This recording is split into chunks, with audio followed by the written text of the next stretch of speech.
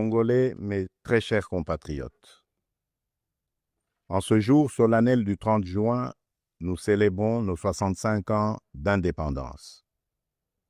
65 ans d'un cheminement audacieux amorcé le 30 juin 1960, lorsque notre peuple, uni par une aspiration irrépressible, a revendiqué son droit inaliénable à la liberté et à l'autodétermination.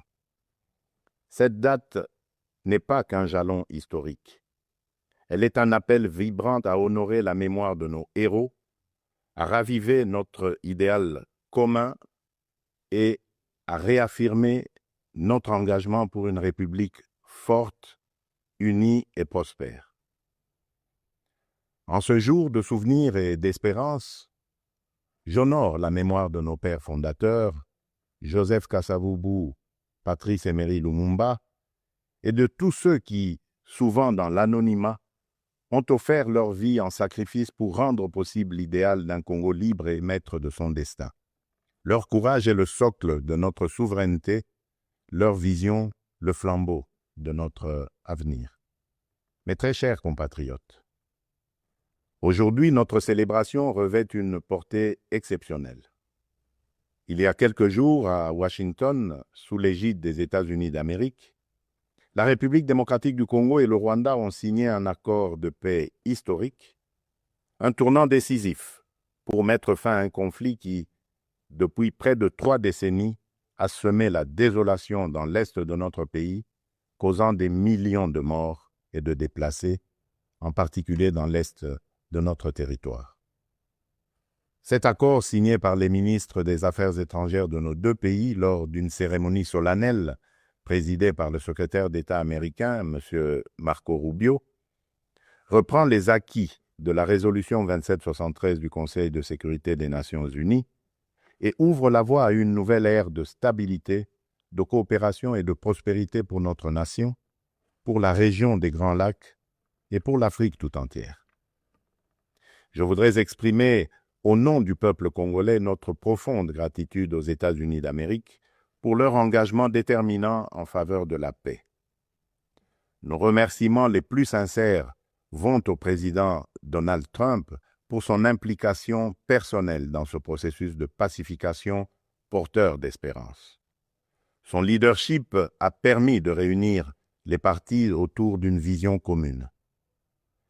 J'adresse également mes vifs remerciements à l'État du Qatar pour ses bons offices, et particulièrement au Cheikh Tamim Ben Hamad Al Thani, dont la médiation discrète et efficace a contribué à rapprocher les positions et d'ouvrir un dialogue sincère entre notre pays et le Rwanda.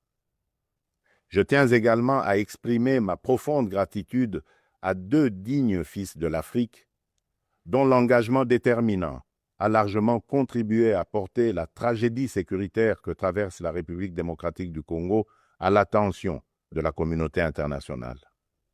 Grâce à leur implication active dans le processus de Luanda et de Nairobi, Son Excellence João Manuel Gonçalves Lourenço, président de la République d'Angola, et Son Excellence Uhuru Kenyatta, ancien président de la République du Kenya, ont su mobiliser les consciences et renforcer la visibilité de la cause congolaise sur la scène régionale et internationale. Cet accord n'est pas seulement un document.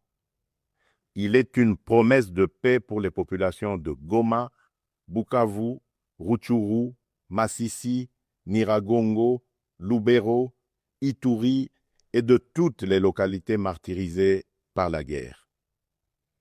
Ce processus diplomatique s'articule également avec les discussions en cours à Doha, au Qatar. Notre ambition reste sans équivoque rétablir pleinement l'autorité de l'État sur l'ensemble du territoire national et œuvrer à l'instauration d'une paix réelle, durable et partagée dans toute la sous-région. Les attentes de nos populations sont immenses, notamment celles de l'Est du pays qui ont trop longtemps souffert.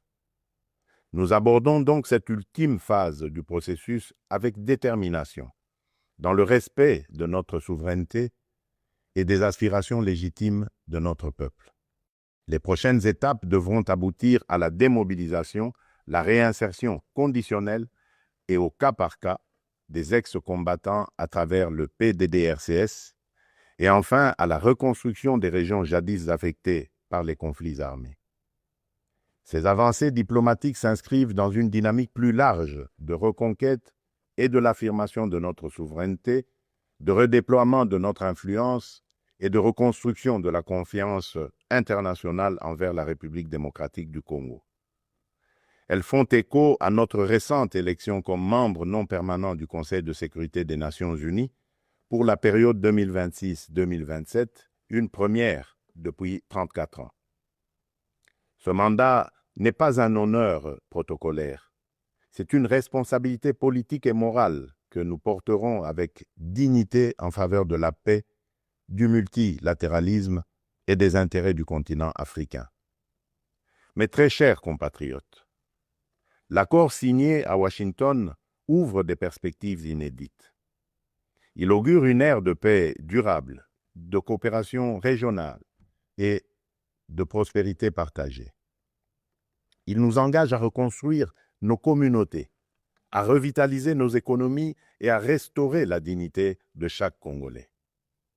Mais cette paix, aussi précieuse soit-elle, reste fragile. Elle exige de nous tous, gouvernements, citoyens, partenaires internationaux, un engagement indéfectible pour sa consolidation. Nous continuerons à exiger que justice soit rendue aux victimes et que les responsables des atrocités répondent de leurs actes. Je salue le courage exemplaire de nos forces armées, des forces de police et de sécurité et de tous les résistants patriotes Ouazalendo qui, au péril de leur vie, défendent notre patrie. Leur bravoure est le rempart de notre souveraineté. À vous, mes sœurs et mes frères de l'Est, je veux dire que votre résilience est une source d'inspiration pour la nation entière. Vos souffrances n'ont pas été vaines. Elles ont forgé notre détermination à réfuter toute solution précaire à cette crise et à nous engager à bâtir un avenir meilleur. Mes très chers compatriotes, l'indépendance que nous commémorons aujourd'hui n'est pas seulement une conquête du passé, elle est surtout un cap pour l'avenir. Elle est un projet vivant, un idéal à construire chaque jour. Cet idéal exige de nous que nous surmontions non seulement les menaces armées, mais aussi l'insécurité sociale, l'injustice, le tribalisme et la division. Le peuple congolais aspire à un pays de paix, de justice et de dignité. Un pays où l'on veut et on peut vivre sereinement, travailler avec honneur et offrir à chaque enfant congolais la liberté de rêver grand, sans peur ni entrave. Réaliser ce rêve requiert la mobilisation de toutes nos forces vives, institutions, citoyens, diaspora, partenaires, autour d'un même idéal, bâtir un Congo moderne, sûr et respecté. Il est temps de transcender nos clivages, de rejeter les discours de haine et les manipulations, et de faire de notre diversité une force, non une fracture. Notre unité n'est pas une option, elle est une condition de survie. C'est dans cet esprit de responsabilité et de dépassement de soi que j'ai tenu, il y a quelques semaines, une rencontre franche et républicaine avec M. Martin Fayoulou, l'un des leaders de l'opposition. Ce geste, que beaucoup n'auraient osé imaginer depuis les élections de 2018, témoigne d'une volonté partagée de placer l'intérêt supérieur de la nation au-dessus des querelles partisanes. Cette rencontre marque une étape importante vers une politique de réconciliation, d'écoute mutuelle et de respect réciproque. Elle donne surtout corps à l'exigence du peuple congolais, celle d'une classe dirigeante capable de s'unir aux moments les plus critiques, d'agir avec maturité et de servir ensemble la grandeur de la République. Mes très chers compatriotes, les défis qui se dressent devant nous ne se limitent pas à la sécurité. À Kinshasa, la congestion urbaine et les embouteillages affectent la qualité de vie. Le manque de discipline, l'urbanisation désordonnée et l'insuffisance des transports en commun rendent la vie difficile à des millions de nos compatriotes.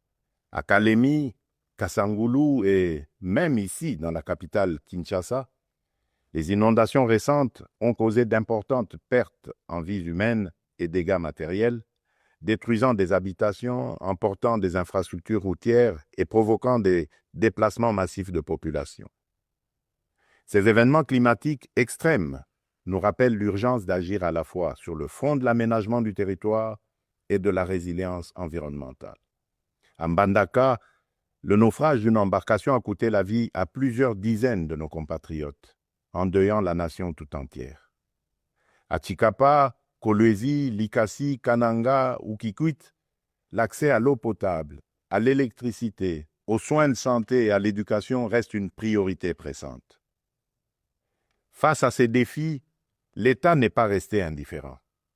Il agit. Des missions de secours ont été déployées, des fonds d'urgence mobilisés, des projets structurants lancés pour renforcer les infrastructures et améliorer les conditions de vie. Mais ces efforts, aussi importants soient-ils, ne suffiront pas sans un véritable sursaut de solidarité nationale. Ils doivent être soutenus par une administration plus efficace, une meilleure coordination institutionnelle et la responsabilisation de tous les niveaux de pouvoir. J'en appelle également à un changement profond de comportement. Nous devons adopter une discipline collective, un civisme exemplaire et un respect des règles de vie en communauté. Aussi, je vous appelle à un sursaut patriotique, à une responsabilité individuelle qui fera de notre pays un modèle de stabilité et de progrès. Mes très chers compatriotes, fidèles à l'élan de notre indépendance, j'ai pris devant vous, avec une détermination sans faille, le serment de bâtir un Congo à la hauteur de nos aspirations. Avec constance et détermination, j'ai placé la transformation de notre nation au cœur de mon mandat, mu par l'ambition profonde de faire de la République démocratique du Congo une terre de justice, de prospérité partagée et de dignité retrouvée. Cette vision que je porte avec vous et pour vous irrigue chacune de nos décisions et sous-tend les réformes audacieuses que nous menons dans un esprit de renouveau et de souveraineté assumée. Aux côtés du gouvernement, j'ai engagé une série de réformes économiques, judiciaires et institutionnelles visant à asseoir un véritable état de droit, à éradiquer la corruption et à créer un climat des affaires propice à l'investissement et à l'initiative. Les premiers résultats sont tangibles. La croissance économique connaît un rebond durable. L'image de notre pays s'améliore sur la scène internationale et la confiance des investisseurs renaît. Ce regain de confiance se traduira prochainement par la signature d'un accord stratégique inédit avec les États-Unis d'Amérique dans le secteur minier. Cet accord marquera une étape décisive dans le positionnement de la République démocratique du Congo comme un acteur central de la transition énergétique mondiale et de l'économie verte émergente. Il visera à valoriser de manière souveraine nos minerais stratégiques, en particulier le cuivre, le cobalt et le lithium, tout en assurant une répartition plus équitable des retombées économiques au bénéfice des populations congolaises. Il ouvre la voie à la transformation locale, à la création des milliers d'emplois et à un nouveau modèle économique fondé sur la souveraineté et la valeur ajoutée nationale. C'est là le fruit d'un travail collectif, déterminé, au service d'un seul idéal, offrir à chaque Congolaise et à chaque Congolais les perspectives réelles d'un avenir meilleur. Malgré l'adversité, notre peuple a toujours fait preuve d'une résilience extraordinaire. C'est cette résilience qui nous a permis de traverser les tempêtes du passé et qui nous permettra de surmonter celles d'aujourd'hui. Le Congo d'aujourd'hui n'est plus celui du fatalisme et de l'impuissance. À l'aube du retour tant attendu de la paix sur l'ensemble de notre territoire, s'ouvre un nouveau chapitre de notre histoire, porté par le courage inébranlable, la résilience admirable et la solidarité agissante de toutes les filles et de tous les fils de la nation. À nos partenaires des États-Unis, de la Chine, de l'Europe, des pays du Golfe, du continent africain et du monde entier, je le dis solennellement, la République démocratique du Congo est de retour, prête à nouer des partenariats stratégiques, fiables, transparents et surtout gagnant-gagnant. Nous avons les moyens de notre ambition, des ressources exceptionnelles, une position géostratégique centrale, un peuple talentueux et surtout un leadership résolument tourné vers l'avenir. Nous sommes prêts à jouer notre rôle, notre partition face aux grands défis de notre temps. La paix, la transition énergétique, le développement durable et l'intégration africaine. Je tiens toutefois à réaffirmer avec clarté les lignes rouges de mon action. Les ressources de la République démocratique du Congo ne seront jamais bradées ni livrées à des intérêts obscurs. Elles bénéficieront avant tout au peuple congolais. Aucun compromis ne sera toléré en matière de souveraineté économique. La République démocratique du Congo ne vendra ni son avenir, ni sa dignité. Mes très chers compatriotes, le monde change et la République démocratique du Congo a son mot à dire. Notre jeunesse déborde de talent, notre sol regorge de richesses, notre peuple rayonne de dignité. Ensemble, poursuivons notre projet commun, celui de bâtir un État fort, une économie diversifiée, une société juste et équitable.